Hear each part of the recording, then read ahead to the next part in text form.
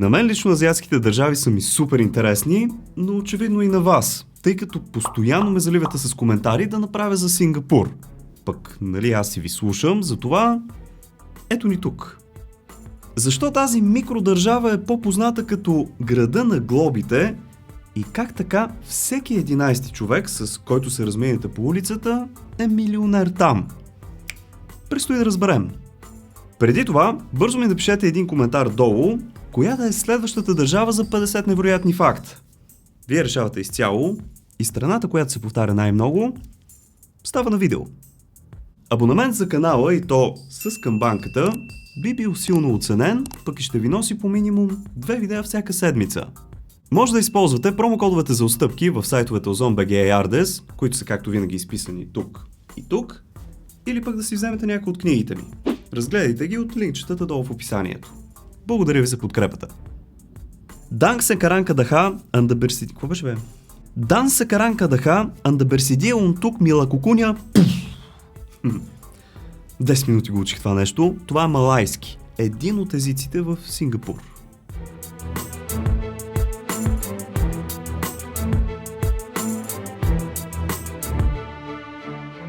Сингапур е град, столица и едновременно държава в Югоизточна Азия с територия от, забележете, 733 квадратни километра. Само за сравнение, София е около 500 квадратни километра. Тоест, цялата държава Сингапур е малко по-голяма от нашата столица. Населението обаче е около 5 милиона и половина, а това автоматично я прави втората най-гъсто населена държава в света след Монако. Там са около 8000 човека на квадратен километър. За София, тъй като я взехме за пример, това число е около 900 човека. Навсякъде пише, че Сингапур са спечелили независимост от Малайзия през 1965-та. Истината обаче е, че Малайзия ги изхвърля от границите си, защото били в тежест на бюджет. Сингапурци изобщо не искали да се отделят. Само допреди 35-40 години Сингапур се е считала за държава от третия свят, едва оцеляваща икономически, с население от 2 милиона души. Явно са се стегнали и са искали да покажат за какво става въпрос на малайзийците. Климатът на Сингапур е топъл през цялата година, тъй като се намират близо до екватора. Най-ниската температура, записана някога там, е през 1934 година и е само 19 градуса по Целзий. Валутата е сингапурски долар. Аз лично си събирам банкноти от различните държави.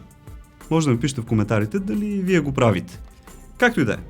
Ако случайно забравите химна им, може много лесно да си го припомните, защото е принтиран на гърба на банкнотата от $1000. Ще ви трябва обаче лупа, защото е много дълъг.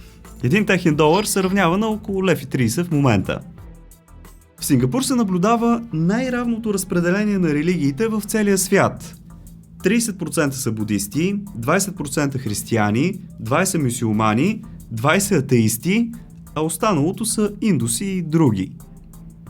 Този град-държава се състои от 64 така по-големи острова, всеки от които си има собствено предназначение. Например, има такъв превърнат в увеселителен парк, или пък друг, на който изцяло да се отдадеш на природата.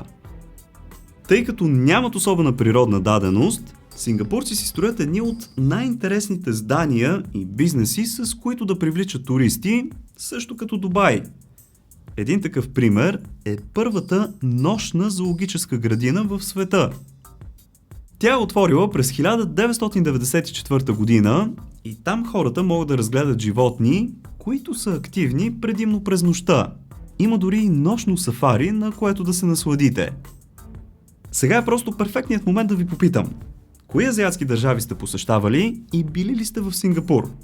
Дръснете ми един бърз коментар и допълвайте с някои факти, ако знаете. Една от най-скъпите сгради в света също се намира в Сингапур. Това е Marina Bay Sands. Сигурно се сетихте, тези 3 небостъргача с платформа отгоре и 150 метров инфинити басейн. Цената на цялата тази инвестиция достигнала до $6 милиарда. Тъй като нямат планини, Сингапурци са си направили изкуствен хълм с едни от най-високите вътрешни водопади. Това е така нареченият Cloud Forest и е една от атракциите на града. Също там се намират и градините край Бея, където цветята не спират да цъфтят през цялата година. Сигурен съм, че все някъде сте попадали на снимките до мен. Сингапурците имат цели 4 официални езика. Това са малайски, мандарин, тамил и английски. Местните обаче се шегуват, че говорят на синглиш. Слагат си техни окончания, добавят думи от различни езици и като цяло, ето ви 2-3 примера как звучи този синглиш. Never mind becomes never mind. I don't want it becomes don't want. Excuse me becomes excuse like that becomes like that. През 2008 година в Сингапур се състоя първото нощно състезание от Формула 1, което беше нещо невиждано. Дори си спомням, че в последния момент трябваше да преправят някои лампи, защото заслепявали пилотите. Между другото, една от причините състезанието да е през нощта са високите дневни температури и прегряването на болидите. Въпреки че е толкова гъсто населен и бетониран от всякъде, Сингапур все пак се стреми към зеленина. Затова няколко небостъргача вече изглеждат по този начин. Като се заговорихме за небостъргачи, знаехте ли, че в Сингапур не могат да се строят сгради по-високи от 280 метра? Причините са няколко, сред които са почви и земетръси. В Сингапур има доста голяма концентрация на милионери. Един на всеки 11 там има състояние, равняващо се на над 1 милион щатски долара. Това са над 500 хиляди милионера, половината от които са със състояние от над 10 милиона долара. Пушенето в Сингапур е строго забранено на всички обществени места. Няма такива вътре или вън ще сядат. Може да пушите единствено в колата, в къщи и на специално обозначени места, далече от хората.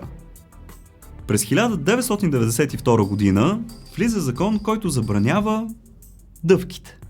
Правителството взима това решение под претекст, че хората ги лепели и изхвърляли навсякъде. Сингапур няма почти никакви природни ресурси. Там няма нефт или газ, няма руди или пък злато, абе реално нищо. Те дори нямат и питейна вода. Внасят я от Малайзия. И сега сигурно се питате, как аджеба са станали толкова развити? Един от факторите Сингапур да се превърне в такава икономическа сила е пристанището и търговията чрез него. Има данни, че рекордът там е 1000 кораба, които се обслужват наведнъж. Аз един път чаках пратка 2 седмици от единствения кораб на бургаското пристанище. Просто сме велики. За да си купиш кола в Сингапур, трябва да заплатиш такса на държавата, равняваща се на 20% от стойността на автомобила. И това е само една от таксите. Има още регистрационни, емисионни и куп други. Смята се, че Сингапур е едно от най-скъпите места в света за притежание на кола. За да имаш обаче правото да си купиш кола, първо трябва да имаш лиценз, нещо като нашата книжка. Той важи 10 години и струва 10 000 долара да се издаде наново. Най-лошото обаче е, че обикновено се чака няколко месеца, че дори и години, защото има квоти на издадени лицензии. Дайте набързо да ви дам един пример с цялата ситуация за автомобилите, за да ви стане по-ясно. В България може да си купиш кола за, да кажем, 20 000 лева и да я подкараш. В Сингапур, след всичките такси, лицензии и така нататък, абсолютно същият автомобил ще ви струва 50 000 за да го подкараш. Така, след всички тези баснословни цифри стигнахме до средата на днешните факти, където обикновено ви подкамвам да оставите по един палец нагоре или пък да ударите едно рамо чрез бутона Thanks отдолу. Хайде обаче да продължаваме с още по-интересните факти за тази микродържава. Сингапур е в топ 5 държави с най-ниски нива на корупция в целия свят и първа в Азия по този показател.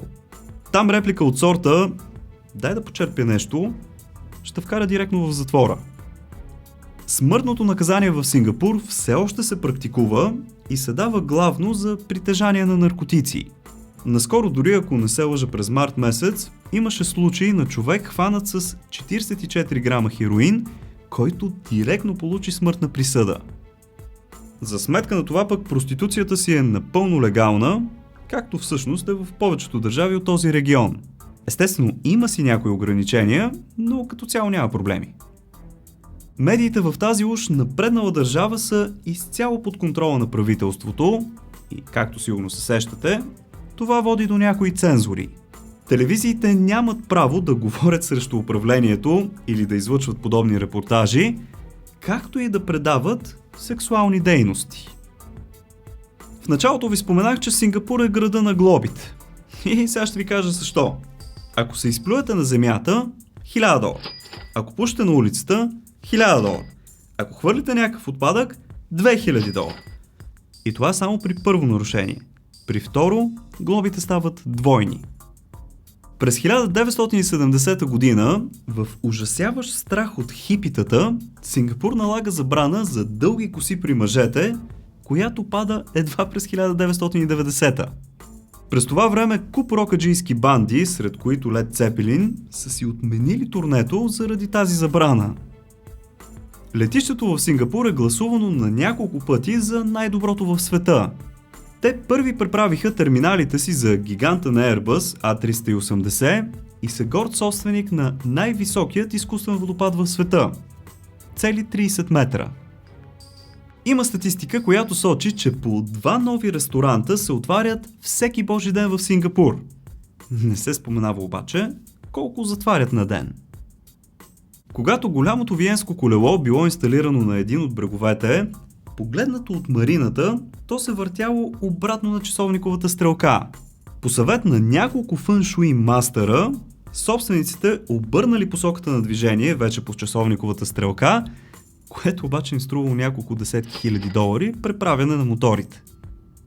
Казармата в Сингапур е абсолютно задължителна и всеки завършил гимназия трябва да служи поне 6 месеца. Понеже територията на Сингапур е вече на привършване, те взимат пример от холандците и си правят земя в морето. Лошото е, че нямат пясък, затова внасят и него от Малайзия. Има закон, който гласи, че нямате право да се доближавате до прозорците на дома си, ако сте чисто голи. Всъщност, глобите за голотата там също са доста солени. Макар да има полумесец в сингапурското знаме, то няма нищо общо с исляма. Полумесецът всъщност символизира възхода на страната, а 5 звезди са за демокрация, мир, прогрес, справедливост и равенство. Символът на Сингапур е създание, наречено мерлион. Той е наполовина риба, наполовина лъв и може да се види на много места в града. Най-големият вид прилеп, който е познат на човечеството, също може да се открие в Сингапур. Казва се Flying Fox и наистина прилича на лисица, не само по външен вид, но и като големина. Знаехте ли, че Сингапур е отговорен за около 25% от декоративните рибки в световен мащаб? Я ми кажете, имате ли аквариум у вас и какви рибки гледате в него? Скаларийки има ли? Най-високата точка в Сингапур е 164 метров хълм, който те наричат планина, с името Букит Тима. Сингапур просто не може да реши в коя часова зона да бъде. През годините сменя часа си цели 6 пъти, като последно се застопорява през 1982 година на малайзийското време, което обаче отново географски е неправилно. Сингапурците ходят пеша най-бързо от всички хора на планетата. Според британско проучване, те развиват средно 6,2 км в час по тротуарите и аз лично мога да го потвърдя. В Холандия имах приятел, сингапурец, с името Ейбъл и наистина не може да го стигна. А аз ходя бързо. Coca-Cola инсталират супер интересна вендинг машина в университета в Сингапур. Вместо пари, тя иска прегръдка, за да пусне кенче от напитката. Цели 20% от националния бюджет на държавата се влага в образование на децата. Това допринася Сингапур да бъде индексирана в топ позициите при процент образовани хора. Безработицата там е под 2%, Като дори се смята, че тази статистика е изкривена от хора, които в момента се намират между две работи.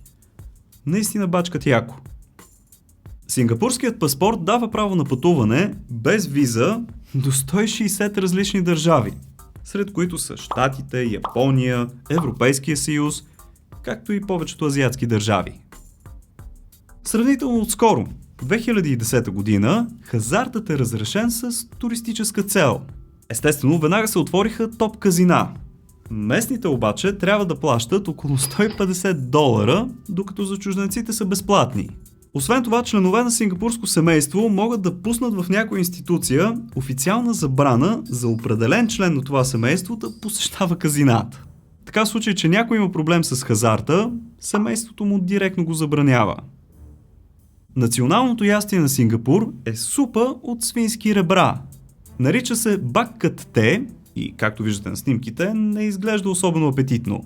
Разбира се, имат и хайненесе чикън, ако случайно не си падате по супи. Ако видеото ви е харесало, знаете си, палец нагоре. Пък ако искате да ме подкрепите, може да цъкнете бутона Thanks отдолу.